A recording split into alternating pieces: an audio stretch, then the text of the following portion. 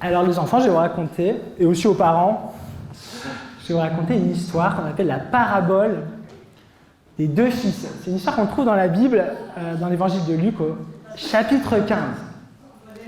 Comme ça, vous pouvez la relire chez vous. Vous prenez la Bible, évangile de Luc, au chapitre 15. Est-ce que vous savez ce que c'est qu'une parabole dans la Bible? Une parabole, c'est une histoire inventée. Jésus, souvent, pour enseigner, pour nous montrer comment Dieu nous aime, pour nous parler de lui, pour nous parler de Dieu, pour nous dire comment il faut qu'on se comporte, il racontait des histoires qu'il inventait pour nous donner une leçon. Alors on va voir ensemble cette parabole, cette histoire que Jésus a racontée, la parabole des deux fils. Encore une fois. Alors c'est l'histoire donc de deux fils et de leur père. Il y a le fils, celui qu'on appelle le fils aîné, on l'appelle comme ça parce que c'est le fils aîné, et il y a le deuxième fils à droite qu'on appelle le fils prodigue. Prodigue, ça veut dire qu'il aime beaucoup dépenser de l'argent, et qui aime beaucoup dépenser d'argent pour des choses inutiles, vraiment des choses inutiles. Et un jour, il va voir son père et il lui dit « Je veux la moitié de ton argent, la moitié de ta richesse ». Donc vous voyez la réaction du père, parce que normalement, il devrait attendre que son père soit mort pour avoir son héritage, pour avoir la moitié de sa richesse. Mais lui, il ne veut pas attendre. Il ne veut pas attendre que son père vieillisse et qu'il meure. Il veut son argent, il veut sa richesse tout de suite. Alors il lui demande. Normalement, le père, il aurait dû être en colère. Il aurait dû dire, il n'en est pas question, mais son père, il dit, ok, tu veux la moitié de ma richesse, je te la donne. On a vraiment un père généreux. Les enfants, si ce soir, vous allez voir vos parents, vous leur dites, j'aimerais bien la moitié de ta richesse, à mon avis. Bon, essayez, vous essayerez. Non, en fait, c'est mort, ça ne marchera pas. Alors, qu'est-ce qui va se passer? Vas-y. Donc, il part. Il part même dans un pays très lointain. Et là, il achète des choses. Il achète plein de choses. Il fait des cadeaux à ses amis. Il dépense, jusqu'à ce qu'au bout d'un moment, il n'a plus rien. Il n'a plus rien, et il n'a même plus rien pour s'acheter à manger. Il commence à avoir faim, alors il est obligé de trouver un travail, et le seul travail qu'il trouve, c'est garder des cochons. C'est pas très rigolo, parce que garder les cochons, vous voyez, ils sont sales, ça sent pas très bon, c'est un travail vraiment épuisant. Et en plus, il est tellement mal payé qu'il n'a même pas quoi se payer la nourriture des cochons. Jésus, il raconte qu'il aimerait manger la nourriture des cochons, mais il ne peut pas. Il n'a même pas de quoi se payer ça. Alors vous voyez, il se met un peu à regretter quand même.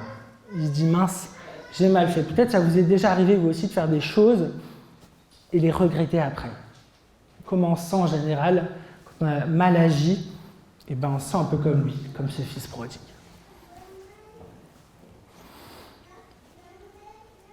Alors là, il se met à réfléchir. Il est en train de se dire, mais quand même, chez mon père, il y avait à manger. Même les ouvriers de mon père, eux, ils étaient quand même bien nourris. Et moi, je ne peux même pas avoir la nourriture des cochons. Mais si je retourne vers mon père, il va m'engueuler. Alors il se dit, voilà ce que je vais faire. Je vais aller voir mon père et je vais lui dire, je suis plus digne d'être ton fils. J'ai perdu ce droit.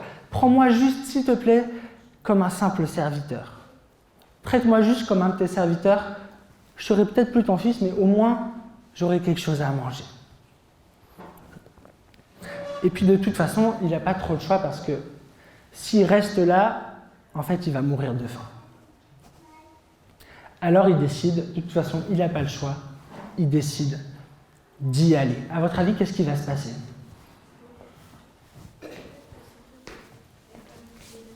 Vas-y, redis-le. Peut-être que son père va lui crier dessus. Ouais, peut-être son père va lui crier dessus. Parce qu'il est un peu abusé quand même. Il a un peu fait comme si son père n'existait pas. Il a un peu fait comme si il était déjà mort en fait, vous voyez. Vous pensez tous que son père il va bien le punir, bien l'engueuler? Non, il y en a qui pensent le contraire.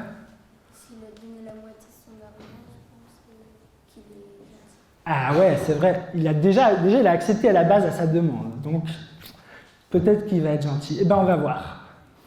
Alors, au moment où il s'avance sur le chemin, son père, il le voit de loin arriver et il court vers lui. Il court vers lui, il le prend dans ses bras. Jésus, il raconte même qu'il l'embrasse longuement, il lui fait plein de bisous. Et même encore plus que ça, il lui fait une grande fête pour fêter son retour, tellement que le Père, il est heureux. Il lui fait même des cadeaux. Il lui offre une belle tunique, des sandales, il met un anneau à son doigt et une vache aussi parce qu'il va faire rôtir un bon bœuf bien gras, il va faire un super repas. Tu peux avancer. Et vous vous souvenez, il y avait le frère. Le frère aîné, lui, il est resté à la maison. Il est resté à la maison, il a tout fait. Il est resté auprès de son père.